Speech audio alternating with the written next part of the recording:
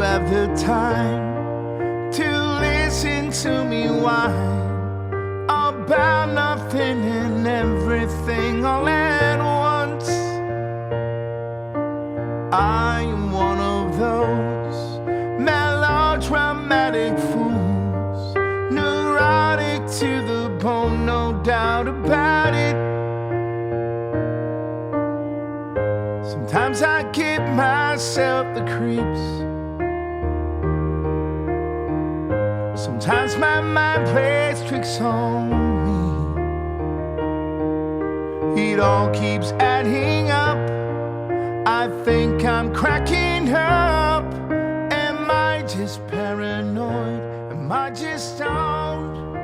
Welcome to the Jim Reith Show Unleashed podcast, episode number 32. If you can believe that. Yahoo of the Week is not a single person. It's a group of people that take part in what is known now as bear beating. You know what bear beating is, producer Bill? I haven't heard this. This is going to be interesting.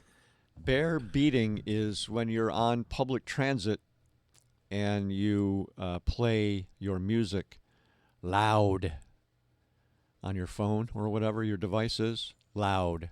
For everyone, you're sharing your music with everyone. That's called bear beating now, especially on public transit, and it's getting to be annoying to many customers. So those are our yahoos of the week, people who share their music with others, like the people in a car who like to share their music with others and have the bass booming down the street. We have a guy in our neighborhood, I can tell every day he gets home from work because he rolls down the street thumping. Where did they get the bear? B-A-R-E. Oh, bear. Okay. Bear beating. Bear beating. Not using any headphones or in-ear stuff. Just letting it flow. Remember back in the day when, well, you don't, but I do, when guys would carry around big boom boxes. Yeah, I was a kid. I did that. Right up next to your ear. I remember when I got when I got my first rap cassette, which was Beastie Boys' License to Ill. That's a good one to get. And I had to have the boombox to go along with it. Yes, you have to have a boombox. But yes, that's probably one of my favorite rap albums of all time. Yeah, that's a good one for sure to pick if you're going to pick one. Anything by Eminem, I think, would be great. Yep. Anything by Snoop. I'm a big Tupac fan. Are you? Poet. Yeah, he was a poet, that's for sure. I like Snoop and I like Eminem. I'm not real big into rap, but I like it. I think there's an Eminem tour coming imminently. They keep teasing stuff. He showed up last week at a Jelly Roll concert. They did some stuff Lose together, Yourself, right? yeah. Nice. That Very dude's nice. on like some other kind of level now, Jelly Roll. Is he? He's everywhere. Yeah. He was on. He was in the finale of American Idol. Oh, is it? okay. Yeah, American Idol. There's so many because they're both going on at the same time. The Voice and American Idol. Right. And he sang with the kid that won, and it was awesome. That dude's like always got a smile on his face too. Yeah. Yeah, he does. And if he's faking it, he's doing a good job doing it. Yeah. He's a breath of fresh air. Yeah. Country music has turned a corner now, and I think that it's much more inclusive than it used to be. And I think it's a good thing. I think it's a very good thing. I like a lot of the new talent that's come up and doing it. Coming up on the show today, Gomez Adams is going to join us. It's another Back in the Day, and you'll get to know Gomez on a much more personal level. He's been on TK99 for over 30 years now. I've known him since 1983, as you'll hear. I've known Gomez for a very long time. There was only one other person, and I'll tell you this story, even though it paints me in kind of a little bit of a negative light. But Gomez is probably the second person that I met really in radio. The first was a woman that I'm not going to bring up her name, but we worked together at WEZG, Music of Your Life. What was that? When was that? Where? It was local. It's a local Oh, station. Yeah, it's a Syracuse station. I think it's folded in now with the dinosaur, I think. But that was my first professional gig. And the first night, I missed my first shift because I didn't know what overnights meant. So I was supposed to do overnight Sunday. So I thought that was Sunday night into Monday morning. Well, no, it was Saturday night into Sunday morning, and I missed it because I didn't know what it was. So then I got to my first shift, did that, and after I had been there about a week, the woman who did nights came up to me and said, how do you like it here so far? I said, well, it's okay. She goes, do you get high? I said, yeah. She goes, well, let's burn one. There you go. All right. These days, it doesn't put you in a bad light. No, but back then it was illegal, and so I did it, and I thought it mellowed me out for the show, but I got fired not long after that for sounding too rock and roll on WEZG. That's what Howard Stern had a problem with in his early days. He got fired for sounding too crazy. It sounded too rock and roll on Music of Your Life, playing Frank Sinatra. And up next. Yeah. My way. Hit it, Frankie. So I was released from duty there. Where did I go next? Did you go to KFM? When did John Crucci fire you? I don't remember the year, but it was on the phone. It was over the phone. He fired me over the phone. I remember that. Worst boss ever. Worst boss ever. But that's where I met Gomez at WKFM. He was doing overnights. He was a semester actually ahead of me at OCC because I got out of the Navy in October of '81 and started at OCC in January. I had already missed the cutoff, the deadline, whatever, but I told the guy that was second in command at OCC that, I had been on an AFRS radio station. I had been on EZG. I mean, I had experience. So he let me into the program, and we went from there. But, yeah, that was 82. January of 82, I started at OCC, and I met Gomez in 83. But he's a great guy, just one of the greatest guys you'll ever meet, and you'll get to know him a little bit. So that's our back in the day today. And then we're going to talk to Dustin Czarny from elections. He's the Democratic Elections Commissioner. They're going to move some local elections to even years. And that's important because now you'll be voting on local elections at the same time you're voting on national or statewide elections, which is good, very good. That's going to really tune up turnout. It's going to increase turnout a great deal. And you should be turning out for local elections. These are the people that affect you most distinctly. These are the people that affect your day-to-day life the most. Local elections. And they're the ones that can help you the most. Exactly. And I'm living, breathing example of that during COVID when I called Al Sturpey. I was getting busy signals for 8 hours a day for weeks. And finally, I had to do something, and because of the relationship that we'd have in the past with him, I still had his number in my phone. And I called him, and he answered his phone. And he said, I'm going to have my assistant get a hold of you. And he did the next day, and then next day after that, the process started. And I wasn't even in his, at that time, I wasn't one of his, I wasn't one of his constituents. I am now. Oh, okay. I am now, because I was living in Liverpool then. I didn't know where to turn. That's where I called him. I said, I don't know what to do at this point. I have the relationship with you. Can you guide me to what to do? And he took care of it. Yeah, he's a good dude. He has the best commercials too. Yes, with the dogs. Yes, love that. He never rags on anybody. Right. He's what the local politician is. Yes. Him and his wife are very, very. You see him all the time. They're very involved. Yeah, he's a good dude. Really good dude. I like Al a lot, and he was always really good to us.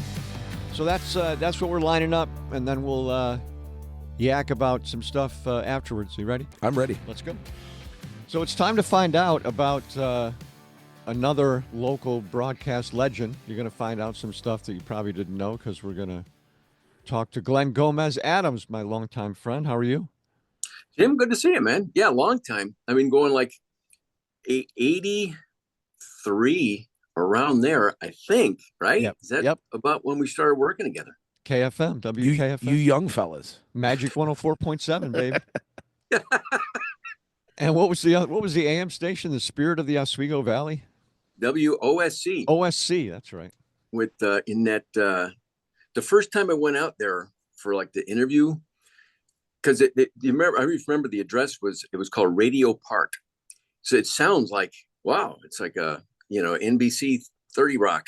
Right. But you get out it was like a bomb shelter out in the swamp. That's basically what it was. That's what the building was. Yeah. And I was just trying to find it for you, Jim, because you're gonna get a kick out of it. But and I couldn't find it last second here. But Brian Rubino, Yes. who still works with us part time here at the Galaxy, he worked out there at the time at that facility, saved what might be the all-time greatest radio station memo, a handwritten memo for whoever the PD was at the time, but he was going to be away for the weekend. But the handwritten memo says, leaving directions for Gary and whoever else. Okay, Gary, you fill out the weekend schedule. Brian, you do the music, and then underline it said, kill any snakes that get in the building. There you go. That's true. That's a true story. It's crazy. Yeah, it is. That building. So this is WKFM, which was outside of Fulton. It was called Magic 104.7. Yes. Gomez, you were doing overnights, right? I was doing overnights. I started in I guess springtime of that year, maybe at 1983, maybe January, February 1983. And I was there for about a year. So the spring, summer, fall, and then that station was sold. A new company came in, and that's when I went over to SYR Y84, where you'd made that jump a few months before that. So you're there ahead of me. Yeah. But that's when I was there. Yeah. So where were you raised and where'd you go to school and how'd you get involved in radio? I grew up in Marcellus, class of 78, go Mustangs. And from there, I went actually to the University of Buffalo first. I was, what you see before you is what's left of a chemical engineering major from 1970. So I did that for a year. And nothing against the school. It's a great school, UB. Yeah, it is. But it's a big, I wasn't, a lot of things played into that, but I had a chemistry class that was about twice the size of my graduating class at Marcellus. It was like a big lecture hall, like 400 kids in it. And if you recall, back in 1978, the drinking age was 18. Correct. Not 21. Yeah. And in Buffalo, bars were open till 4, not 2. As they still are. That's not a good recipe for academic success.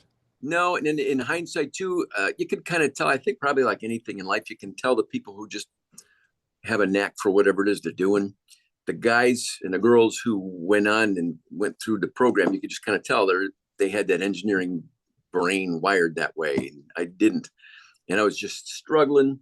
When I left there, I was there 3 semesters, and I just stumbled over the finish line with barely above a 2.0.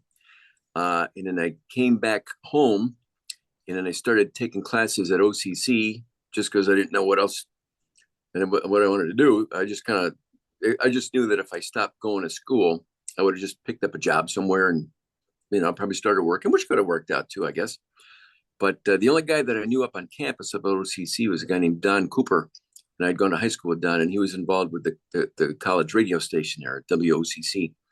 So I was just kind of hanging out with him. I'd go hang out when he was doing his radio show, and I thought, well, this is kind of cool.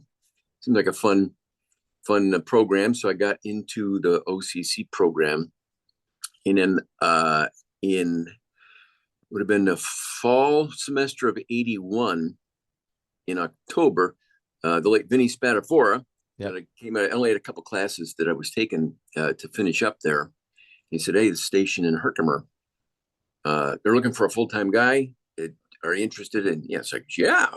Right? Why wouldn't I want to get started? So I took that job in October of '81, and that's where I started. It was like a Music of Your Life format, WRMV radio of the Mohawk Valley. Wow. Wow. Yeah, I was there for about a year, and I was making barely minimum, a little over minimum wage. I mean, minimum wage back in 1981 was probably $3.35 an hour, and I was probably making $3.75 an hour.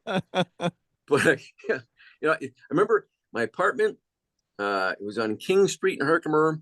Lived downstairs, an older home. In my apartment, the rent and utilities was $190 a month. My student loan payment was $48.32 a month. I had to get my own insurance because the company, common denominator in radio, often the companies, especially back then, didn't have like retirement plans and health insurance. No. But so I had my own health insurance. I was $88 a month. But I was, I did it. I was paying my bills. And I remember Christmas time. So that would have been Christmas 1981. I was walking down the little main street in Herkimer. I was Christmas shopping. And I remember thinking, you know what? I'm doing it. I'm paying my bills. I'm on the radio. I'm Christmas shopping for my family. To me, I'm winning, right? Definitely. And then I got my $25 Christmas bonus from the radio station, and that check bounced. That's awesome. That's perfect. So that's like, wow, this isn't the place to be. I left there, and then briefly I moved back home because I thought at the time I'd been working summers up at SU in the dorms, the residence and dining support services part of SU. And then the plan then was, well, because you could take classes for free if you work for SU. So at the time I thought, maybe I'll work full time, take classes and go to Newhouse and finish up that way. Because I still like broadcasting. It just was time to leave the place in Herkimer. But then a buddy of mine, Tim, called me up. He worked at Channel 3, worked in the studio. And he said, hey, I think I can get you a gig over here at Channel 3. It's like a part-time thing, and this is why people in radio often have roommates till they're in their 40s. Like, yes, of course I want to take that job. So I took the job at the Channel 3, and it was working in the studio. I ran the teleprompter for the newscasts, and then I ran the camera for Syracuse Bowls. Yes. Remember that? It was like it was taped every Thursday night. And then I had the camera 3, I guess, because there's only 3 cameras for that show. My camera shot was the scoreboard of the bowling show. So I just had to set it and just leave it there. But every now and then, Joe Teresi was the guy who kept score for the bowling show, but sometimes he wasn't there. So I would have to do that. So that was my first time really on television, when you just saw my right hand occasionally come in and go, like, put an X for the strike. Yep. And then that's a kid's show too. And then Tim, who got me the job there, was also Bobo the Hobo on Saturday Showboat. Bobo left, creating an opening. And so, I juggled and played a banjo and whatever. So I did that for about a year. I was every Saturday morning on Saturday Showboat. I was Peppermint Pete. Peppermint Pete. That's correct. For which I was paid. It was hourly, and again, broadcasting in $3.77. $3.75. But the clincher was they paid me 2 hours, even though it only took 1 hour to do the show. Aha. So that's like, you're telling me for $12 a week, I can be Peppermint Pete? Sign me up. Sign me up for that. Did they give you gift cards laying around for meals as your added bonus? No, they didn't. That only happened later in radio. And then from there, that's when I went to 104.7 at the KFM for maybe a month or two. I actually did both the TV3 stuff, but the studio, because I had to run the teleprompter from 11 to 11:30 for the late news. But then I had to be on the air at midnight. Oh, geez. So I'd get off the air at the Channel 3 and then blow up. Holy cow. That's crazy. It was crazy. And in that summer, when I was working at KFM, and I was living home in Marcellus, I didn't have a lot of expenses, whatever, but I'd get off the air in Fulton, and I drove up to Fairhaven Beach, and I'd fish off that pier for a little while. And then it was warm enough, I had a sleeping bag in the car, and I'd sleep on the beach. And then I would go home. I had a great tan all summer long. Got a lot of fishing in. But then when that went through and that sold, that's how I ended up over at WSYR in Y94 with you, and that unbelievable staff. And we talk about that all the time whenever we see people from that era at that facility. I would have put that staff up against any in the country. Absolutely. For a news product and a radio station. So yeah, no doubt.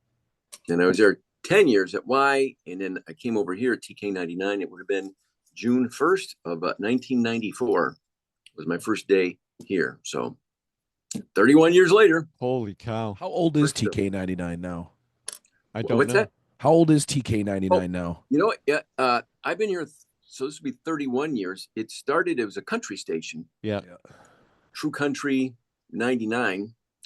And then that was owned at the time by a guy named Frank Tosi, who was out in Cicero. He had a company called Syracuse Scientific, but radio, he's a radio nut. He's just a radio nerd guy, loved radio. So he owned the country station. That's when my boss, Ed Levine, teamed up with him. They became business partners. And that's when it transitioned to classic rock. So as a signal, I think it went on as the country station in 92, maybe. There's probably a country station for 2 years before it became a classic rock station. So that would be my best guess. I couldn't tell you the exact day or year, but it was 91, 92 as a radio signal. It's interesting because back in those days, radio was like the Wild West, and now it's so corporatized. You'd never see somebody like this guy buy a radio station and hire some people. You can't do it anymore. No, it doesn't happen that way. And anybody who's been in this, we talk about this all the time. That it's the delivery of it is really the biggest way it's changed. There's still a need for content. It's just the way people consume it. It's streaming, it's podcasts, it's a bunch of different ways other than, turning the radio on. Oh, my favorite radio show is on at 3:00 tomorrow, which is still the case, hopefully for some. But now you can download the podcast and listen to it whenever you want to. Right. It doesn't have to be necessarily at that moment. And I would say, outside of maybe morning drive, a little biased here, obviously, because that's what I do. But I mean, that's kind of still the time of the day when people are getting up. Yeah. Want to catch some news, did SU win the game last night? I got to put a coat on my kids going to school. So that part is still important. I think, the live, especially the live and the local part of that. Yeah, I agree. You're right, though, that as far as a business, it's, completely different than it used to be. Yeah, even from when we started. I mean, when we started at WSYR and Y94, which was 94 Rock at the time, it was owned by Newhouse. And yes, that was a great company to be owned by. And then it was owned by the people who, the staff, basically, of the two radio stations became New City Communications. And that was, I think we would all agree, the greatest company that you could ever work for. They were super company. It was great. And then my boss, Ed, still will point to Dick Ferguson and Rich Reith and that version, that New City company, as the model that anybody would try to emulate. And then, because you were there when I was there too, and when it sold, remember there was the ESOP. Yes. They had that employee. Yes. I don't even know what it stands for anymore. It's stock option plan or whatever it was. Yep. But when it was sold, everybody had a chance to buy into the new company. Right. Which, again, why, broadcasters often have housemates till their 40s. I chose not to. I also chose not to. Well, I needed, I needed a new car. I needed a new car. So what I got, and it wasn't a lot, but it was, a couple of grand or whatever it was, but I needed a car. So I put it toward the car. But again, hitting the rewind button, if I could do that, what I think at the time you could have bought in for $5 a share. And by the time it sold to Cox Media, I want to say, it was $200 a share. Yeah. Yeah. I was right there with you because I needed a car. So I bought a car. I needed a car. I know a couple people in the company made out exceptionally well. Oh, yeah. Wealth. I mean, they made real wealth off of it. Oh, yeah. Enough. I thought Cox was a very good company, too. I enjoyed working for Bob Neal again. We had worked for him in Syracuse years and years and years before. In fact, I got a Bob Neal story. Bob Neal was running both WSYR and Y94 as the operations manager, and I was doing overnights on the AM station on WSYR. And in the morning, I kept missing this commercial feed that I had to record because I had to record at the same time I had to record Pat Pagano's weather. So it was whatever. So the traffic woman at the time, Dee Lachlan, was not a nice person. And she screamed at Bob Neal the second time I missed the feed. So he calls me into the office. I got to get up. I was doing overnights. I get up, I come into the station, and I'm sitting in Bob Neal's office, and he's pissed, and he says, Dee Lachlan was yelling at me. I don't allow people to yell at me. So I need her to stop yelling at me, and you need to stop missing the commercial feed because I hate to fire you over this. And so I'm sitting in his office, and I'm thinking to myself, I'm going to get fired by a guy who's got Star Wars toys all over his desk. He does. I'm going to get fired by this guy right now. And he didn't. He gave me another chance, which was nice, and we went on from there. But that's my Bob Neal story. Bob Neal, he looked so young. And actually, back then, he was young. He was a young guy who had risen to this position of importance. He, our late friend Joe Galuski, interviewed for a job. I'm not even sure. I don't even remember where it was. And he was interviewing with Bob Neal for it. And Bob picked him up at the airport and was driving him to the station. And Joe said, "So, am I interviewing with your father?" Or and Bob's like, "Nah, it'd be me. You're interviewing with me." He didn't get the job, obviously, but he looked very, very young, and he rose to become the president of Cox Radio and did great things in his career for sure. But that's who ran WSYR 194 back in the day. I mean, went from him to Tom Langmeyer, who was another guy that he ran KMOX and GR and GN in Chicago, and geez, we had some really talented people at that place. That was, and there were some on-air people from back in that era had went on to some, big market or network gigs. Yeah. I mean, Aaron Katursky was a WSY reporter. I see him on ABC News almost every night. Yep. With David Muir doing reporting from Washington, and what a staff. And Bob Neal. The day when I was still working at KFM, and then I called out of the blue Dr. Phil Lacasio. Yeah. Because he was the program director. He was doing afternoons on Y94. And he said, and that was like on a Tuesday. So the next day I came downtown and, went for an interview with Phil. I remember in the old Clinton Square facility, it was up on the second floor. Yep. Next to the Clinton fountains there. Yes. Yep. And then I went up the escalator behind this guy who was, he looked like he was 17 years old. In my head, I'm going, this guy's interviewing for the same job I am. Son of a, because we both walked in, past Virginia Waples. Yep. She was wow. at the front desk, and that 17-year-old was Bob Neal. It's like, oh boy, you're the program, So that's, but I thought the same thing. I thought this is like a teenager, but there was two quick Bob Neal stories. One, because I did the overnights, and back then, now everything's computerized. Obviously, the music logs, everything's on computer, but then it was still, you pick the songs individually, put them into the system and played them. And it was like an old index card system where they're like, the orange dot ones were recurrent songs and the brown dot were 60 songs or whatever. And they wanted you to follow them. You took like an index card and you put a little, it's like you're keeping score of bowling. It was like a little thing. Okay, I played it on May 3rd at 3 a.m., whatever.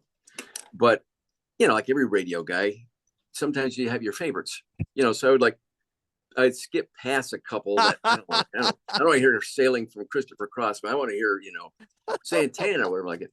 So it was one morning, it was like 3 a.m. and I did that. I just picked a song out of rotation. I just wanted to hear it. And it started, and about 10 seconds later, the hotline rang that we used to have in the Y94 studio. It was like kind of down off to the left. So I picked it up. Hello. And then it was Bob Neal. He goes, Gomez, it's Bob. Oh, hey, Bob. He goes, yeah, I need Tom Palavita's phone number. Can you grab it for me off the list there? And I went, oh, yeah, sure. So I gave him the number.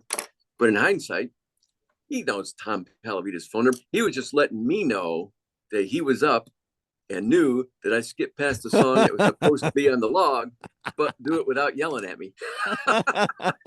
So I came into the game late. I was, when I started radio, it was in the 2000s, and we couldn't touch that log, that music log. Even when people called in to, request songs, Rich Lauber would lose his mind if we, put a song in or lost it, skipped a song. So this is funny hearing this stuff. I never knew this, Gomez. I never knew you did this.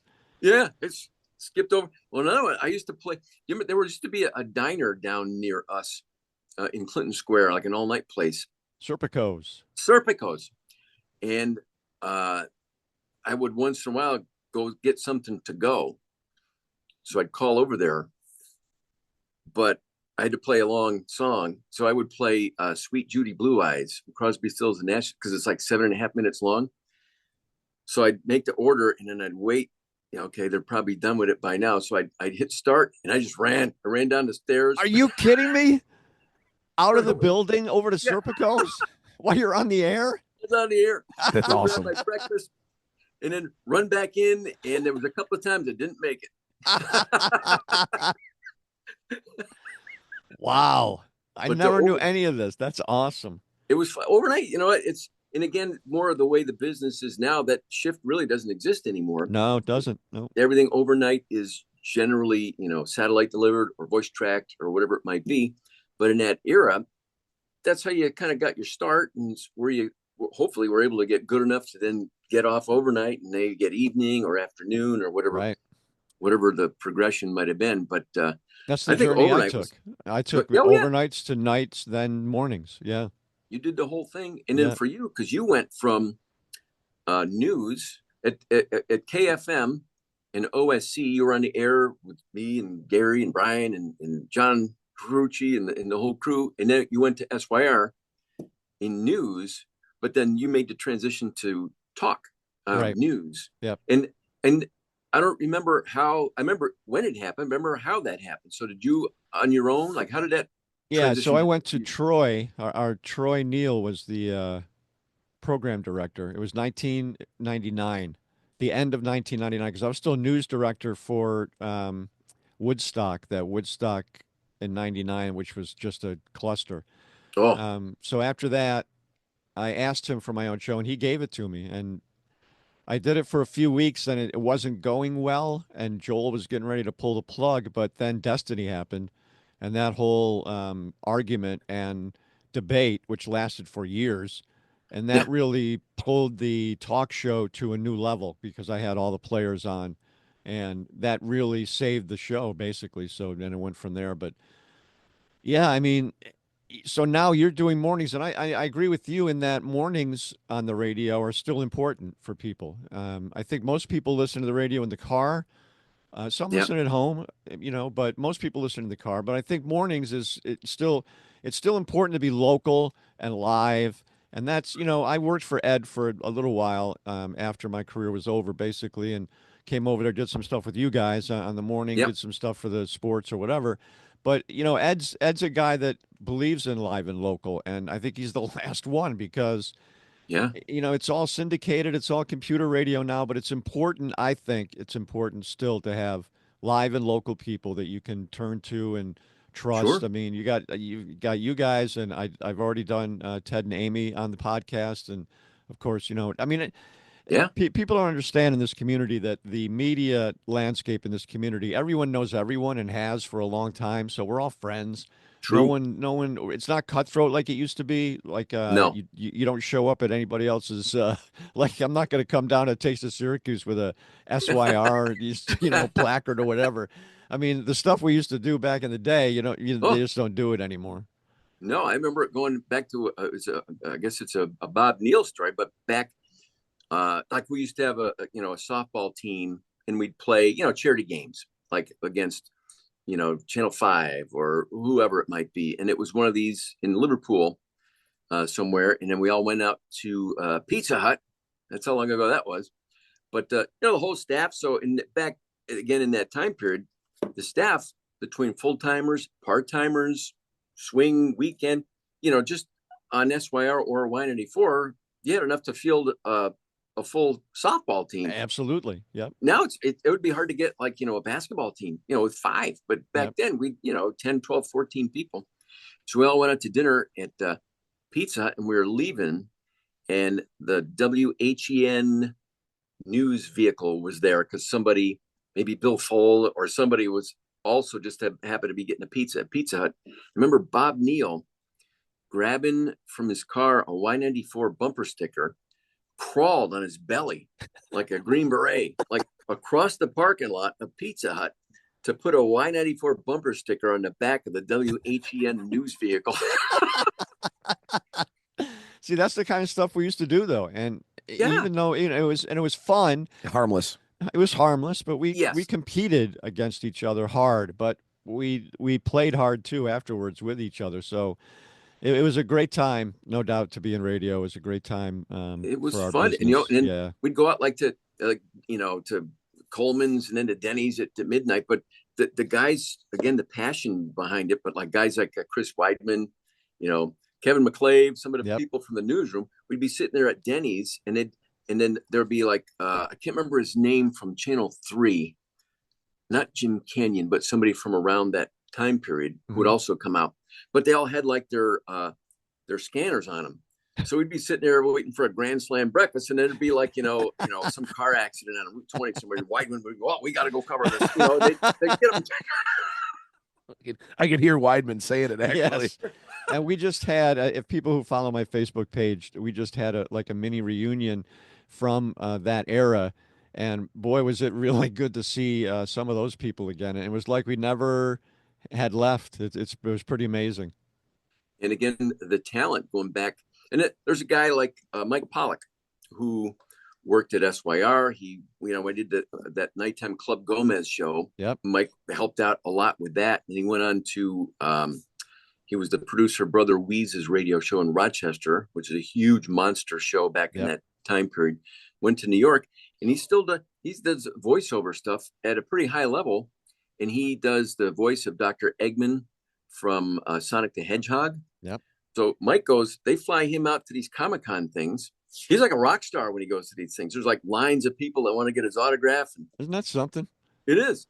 And I told him when we saw him at this little mini reunion, I said, you were just this, harmless dude. You were a super nice guy, but you're crazy. I mean, he's crazy. He's nuts. But he does all these voices. And he's made, like you said, he's a rock star in that profession. It's like the bartender at the Newfies or whatever it's called now, where we were, the bar we were at. She was like starstruck by him. Yeah. Because he's a rock it's like, star. Yeah, it's amazing. It's amazing. And again, the people that were working at that facility back in that time period. Oh, hey, I'm sorry, we're doing. Hi, everybody. Paulie, everybody. Paulie Scabilia. We're working here. Paulie. That was Paulie Sibilia and Alex Kahn, the program director, Bender, here on the TK. We're also the home of New York Yankees baseball and Syracuse sports. So they were probably coming in because there's a Yankee game later today. Double checking the log to make sure everything's lined up. But going back to the live and local, we actually have staff that can barge in and interrupt the recording session. That's right. You go to iHeart and there's nobody there right now. There's nobody there. Nobody in that building.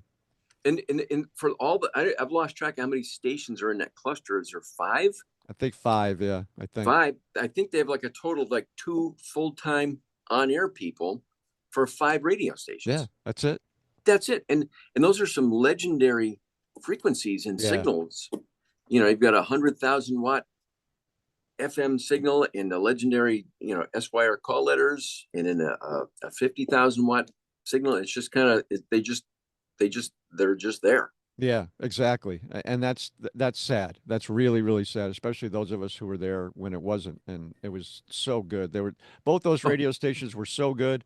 It's ridiculous. And Y94 ruled the market for a very long time until B104.7 took over for a few years. So it's amazing what it's become out of what it was. It's just a shame.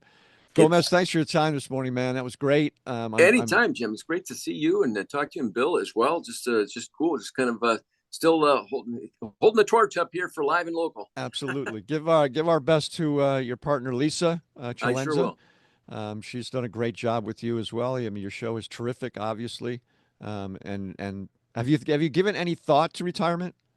It comes up a lot because I'm in, as I say, I'm now bowl eligible. Yes, correct. That's great. So, the fact that I'm going to a bowl, it means it was a good season. I'm just waiting to get to a little better bowl. So,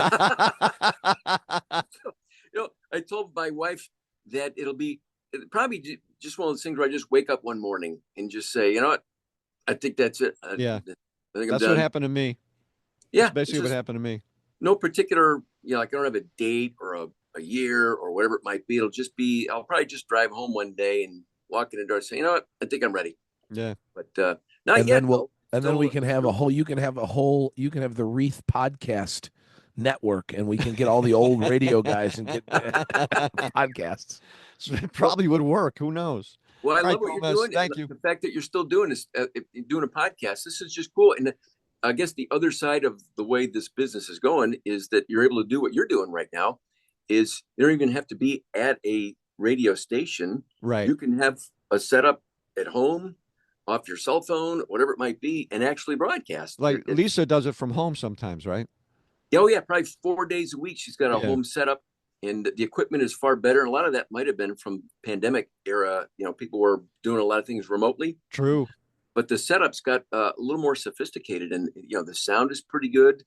And there were a couple of times where I had to do from home myself, and I just did it off the same iPad I'm using right here. And to a casual listener, if you're just driving into work and you heard our voices, it wasn't that drastically different. Right. It's true. So that part of it actually opens up a little bit, maybe for some people that want to do this without putting a tape in and try to get an interview with a program director. And Right. you can just kind of go, you just do your own thing. Yeah, it's true. And it does afford, a certain freedom too, because now I'm not beholden to anybody, and, I Exactly. can say what I want and interview who I want and do whatever Bill and I want to do. So that's good for you. the freedom is nice, actually. It really is. Yes. All right. for Thank you. you, Gomez. I appreciate it, brother. Jim, good to see you again, my friend. Good to Great see you. to see you.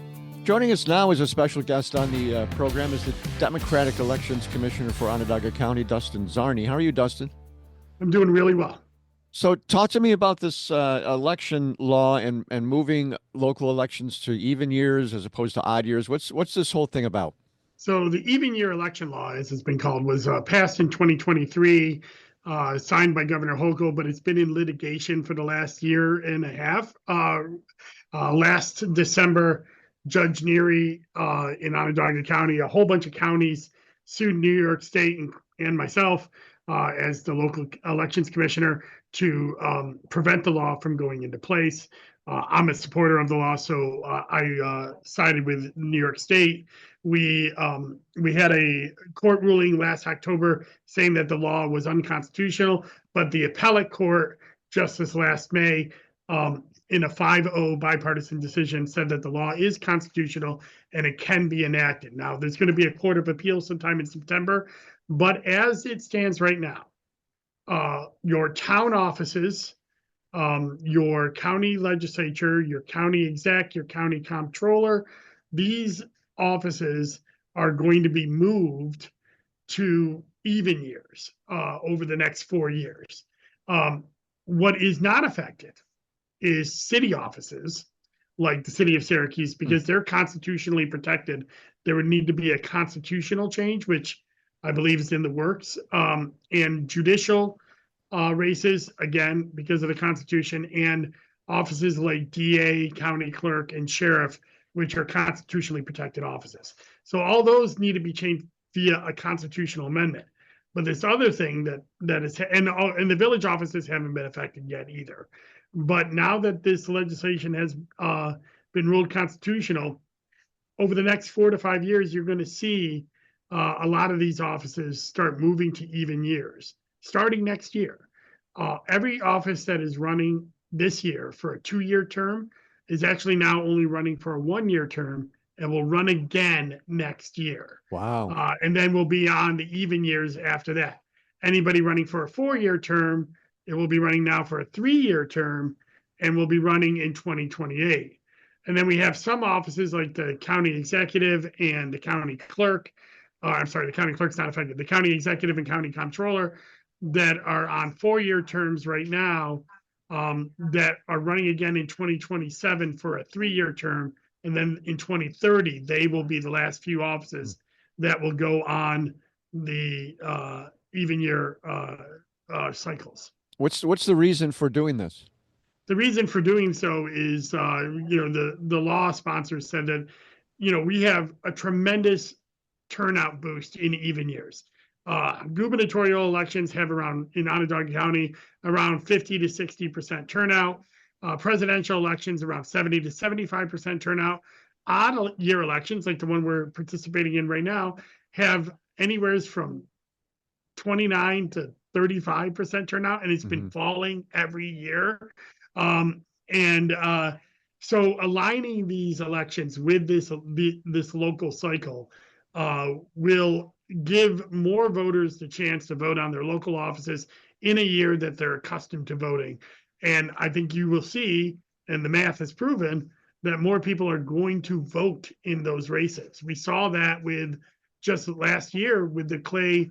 We had a Clay town board seat that was up, and double the amount of people voted in it because it was in a presidential year than it would be in a local year. So, and I'm talking about actually voting, not just going to the polls, but actually making a choice in the election. There will be some drop off from the top to the bottom, but the math has proven there's going to be more people voting on these local offices, and I think that's a good thing. Yeah, I think it's a very good thing, and I think it's necessary. I think that people need to realize that these are the people that affect you most directly.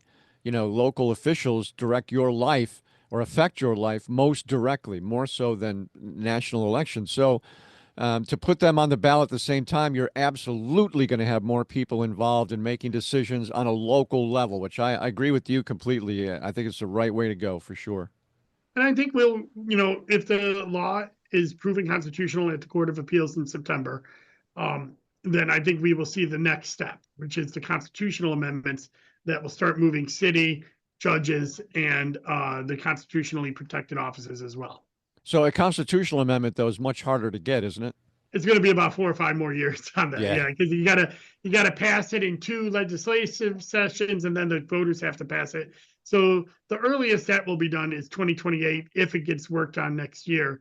And then it'll take 5 years from then to start moving those elections. So, this is not overnight. It wasn't going to be overnight before, and it's just going to take some time. But I got to say that this bill and the moving of these offices is actually probably the biggest thing to happen to New York, the political scene, since early voting was introduced in 2019. It's going to be a sea change, and I think it's going to be good for the voters. I do too. So when does this take effect? Well, starting next year. All the county, the races that are affected most are the county ledge seats and the town board seats that are running for 2-year terms this year are now running for 1-year terms and will be running again next year in the gubernatorial cycle. Interesting. Really interesting stuff. Is the next big election for you then the Syracuse race? Is that the biggest one coming up for you? The next, we actually got a few elections going on just this month. We got the Lysander special election and North Syracuse village election and the June primary, all happening within the next 30 days. Yep. But the June primary is obviously the big one. Right. That's the City of Syracuse Democratic primary, but we also have smaller primaries out in Cicero, Elbridge, and Pompey, as well as Geddes, parts of Geddes for the County Ledge 8. So we got about 55,000 voters eligible to vote out of the 312,000 that we have. So it's not a huge election, but it's still a lot of work. Before I let you go, Dustin, have you looked into the future a little bit? And if the Micron does come to fruition, and it will, the increase in people living here and the increase in voters coming here. Are you looking at that? I am. We'll see how it goes, right? They say 50,000 professionals are going to come in to work at Micron. Will they all live in Onondaga County? I don't know. It's located up in the Clay Cicero area. Maybe some people will be over the border in Oswego or Madison County. Yeah. Maybe, maybe not. But if even the conservative estimates are brought in, we are seeing, a significant amount of people that are coming to the region. They're going to be bringing their wives. They're going to be bringing their children. These are all eligible registered voters. We're going to have automatic voter registration by then too. So all these people are going to be added to the rolls automatically. So it's we're looking at a pretty sizable population increase, which always brings a higher voter increase and hopefully higher turnout in local elections. Hopefully. Dustin, thanks for your time. Thanks for explaining that. I think this is, like you said, this is a very, very important change, and it will affect local politics. And I'm very happy to see it. And I'm very glad for your time today. Thank you. Thank you, Jim. So that's how important this new election law is going to be. So we appreciate Dustin coming on, and we certainly appreciate Gomez. I don't understand the pushback. I would want more people. There's a lot of it's all about it's a game. Yes, it's a game. So that you just answered your own question. Yeah, I mean, it's a game. Most politicians don't want big turnout. They want a small turnout because it's easier to control and it's easier to get your people to the polls as opposed to somebody else's people. But all politicians want small turnouts because it helps them get elected and reelected. Do you think we'll see in our lifetime a way to vote without going to a poll? No, not in our lifetime. It's coming. Eventually, you'll vote from home, I believe, but it's the security is just it wouldn't be there at all. I don't think they can invent something that's hack-proof. So, no, I don't see it. You mean not the Signal app? I should just join that just for the heck of it. See if I get invited to something. That'd be. Hey, funny. we're gonna bomb something today. Reeves, what do you think? Yeah, what do you want to be involved in this or? Yeah, that's just awful. This whole thing is awful, but hopefully it gets better. And I mean, the Supreme Court has given Trump some wins, but it's also given him some losses, and I think they're going to rein in some of this stuff that's been going on. But we'll see. I'm much more concerned about local stuff than I am anymore about national stuff. It's just banging your head against the wall. I'm much more concerned about zoning laws and Micron and everything around that, Taxes, yeah. So they go up every year here where I am. Taxes. I'm almost up to $6,000 a year now. I just heard some town wants to increase 6% of taxes or whatever. I mean, it's never a decrease. It's always more. Now, I will say this. We have very good schools in New York State. We have, for the most part, really good roads in New York State. I mean, everything that government is supposed to take care of in New York State, they do a pretty good job with. And they should because they have plenty of money because they get it from us in the ridiculous tax rates that we pay. But, our roads are plowed in the wintertime. They do a very, very good job with that, obviously. This is all paid for by taxpayer money. So at least we get some services out of it. There are places that don't have state taxes, for instance, or some states, and the services that you get what you pay for, right? And if you're not paying for anything, you're not getting anything. So we're fortunate in New York State. We pay sky high taxes, yes, but things education-wise and road-wise and things like that, we're pretty well off compared to some other states. I mean, by the way it looks and by the way it's going, every road around me is going to be new within the next few years. Yeah. Oh, absolutely. Sure. In this area, absolutely. Yeah. Well, I mean, right now, so for the next 5 years, at least, summers will be hell around here, traffic-wise. Roads. So many roads are going to be down to 1 lane, 2 lanes, closed, whatever, because of all the 81 stuff and now the Micron stuff. This is just going to be the next few summers are going to be tough to get around. But in the end, it'll be just completely different. It's really going to be something else. I just wish I had 30 more years to enjoy it. Have you driven on the new flyover yet? Have not. No. It's nice. Is it? It alleviates some of that in that area. It's me going into the city right now is the hardest thing. It takes me almost 45 minutes sometimes. Yeah, it's tough. Depending on when I leave. Especially from here. Do you go 81 into the city? It depends. I kind of look at the map and the traffic map. Sometimes I take 40 because the Elms School, which is in the Valley, where I'm helping out this year. I can get there via 481 also. Yeah. And there's only some construction towards the end, and it's not as bad as up here. Right. So I might get 10 minutes extra going that way. But man, sometimes I'll get on my 81 on ramp right here on 31, and the cars are backed up right to the ramp. Are you kidding me? Yeah, because so I remember a long time ago we had somebody on the program that talked about how to drive in construction, right? And it's the zipper format, Yes. So you kind of go to where you can and you're zippering Yes. in. Everybody kind of waits in the right-hand lane. Yeah, you're not supposed to. And then you kind of feel like you're an idiot because you're going past everybody. But Right. That's the way you're supposed to do yes. it. You're supposed to drive up to where you merge and and it's then a merge. zipper. And yes. Right. But nobody does that. They all try to zipper in the one line. Yeah. And then they don't let anybody in, which is ridiculous. I always let people in. I don't care. Yeah. Well, it's 3 seconds more than. Right, exactly. Yep. Yeah, so construction is going to be tough. There's no question about it. But, boy, it's really going to redo things. Things are going to look completely different. And I think it's a good thing. I like change. I embrace change. I know a lot of people don't like change, especially in this area. But I embrace change. I love it. I think it's necessary for an area to grow. I think you have to change. You have to adapt. You have to move on to new things. And we like to do things the same old way around here forever. And you can't do that and thrive. So now we're seeing gigantic changes in this area and will for the next 5 to 10 years. It really is going to be a place to be, actually. Lots of fresh, clean water. We don't get, for the most part, hurricanes or tornadoes or anything like that. We may get a blizzard, but those are becoming fewer and far between. So this is the Northeast is going to be the hot region for sure. And this is just one step along the way. How about those New York Knickerbockers? Yeah, and I'm loving it. And it's been a long, long, long time since they've been in the Eastern Conference Finals, but here they are. And 25 years. Their old nemesis, freaking Pacers. At least they don't have Reggie Miller anymore. Jeez, although he's a commentator now. I think they're beatable. Yeah, they are. Yep, they're not.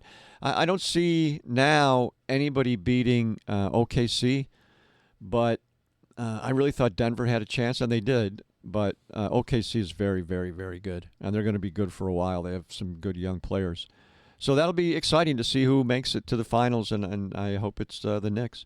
Yankees are starting to come around. The Braves are coming around. Braves are back to 500 now. We're one game over, right? One game over. And then when we're going into Washington, and they're not that good, so we should pick up some more wins.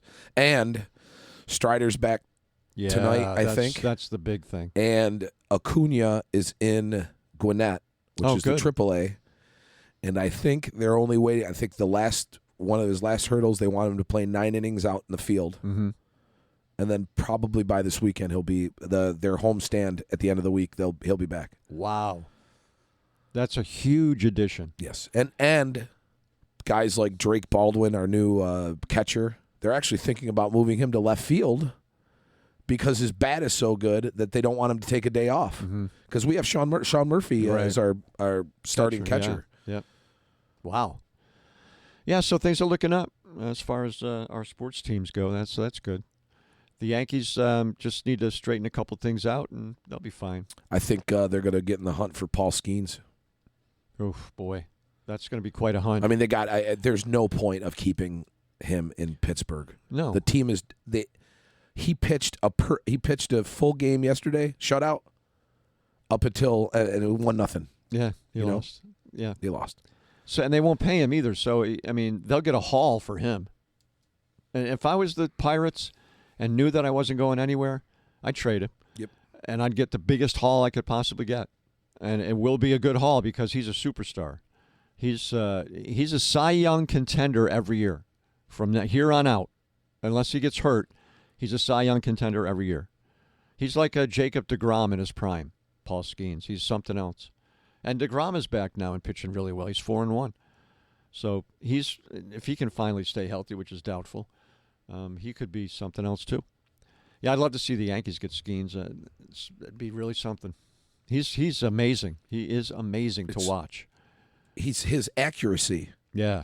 For a young player. He's got Greg Maddux accuracy, and he throws 100 miles an hour plus the whole game. He'll be throwing 100 in the first inning. He'll be throwing 100 in the 8th inning. That's amazing.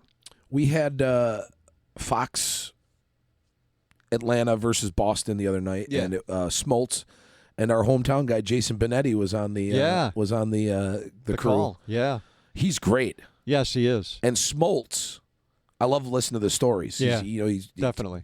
pumps in with the stories. There's always a game. There's a couple games for the Braves every year on the Braves Network that they'll bring back, like McCann, Chipper Jones. No kidding. Yeah, and they all they do is the whole 9 innings is bag on each other. Oh, really? Yeah, and then they all take turns calling the home runs. It's pretty. If you're a Braves fan, it's pretty fun. Yeah.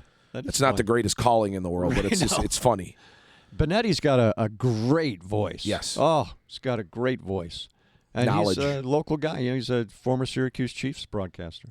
And he's very good. Very, very good. And that's another. I feel bad for the Mets, man, because every time they're home, our weather's terrible. Yeah. Yep. They had this 2-week stretch that they've had. It's rained almost every day. They've gotten them in, luckily. Yeah, but attendance is like zero. Terrible. It's terrible. It is. I love going to the games. I want to check out that Sunday. You see that Sunday brunch that they do now? No. Mimosas and Really? in the Met Club. It's Really? pretty pricey. It's like $60, Oh. but you get the ticket, and you get to sit right in the Met Club and watch the game. Be a nice thing you do once. Kind of stiff. My wife, that's how I get my wife out to go to the game. Just say there's mimosas. In. Yeah. I'm a big mimosa guy, too. I like mimosas. I had a couple mimosas on Sunday at Brick and Brew. We went for brunch at Brick and Brew. They have a good brunch on Sundays. Do they? Yeah. They have brunch pizzas, and then they've got some other. It's good. Yeah, I like Brick and Brew. They do a good job there. All right, that's enough yapping. Yeah, we've had enough. You guys got enough of us out of today. Yeah, for sure. We're efforting on some good stuff for next week too, so that'll be episode 32. And stuff's going to start now. This is my final week of school.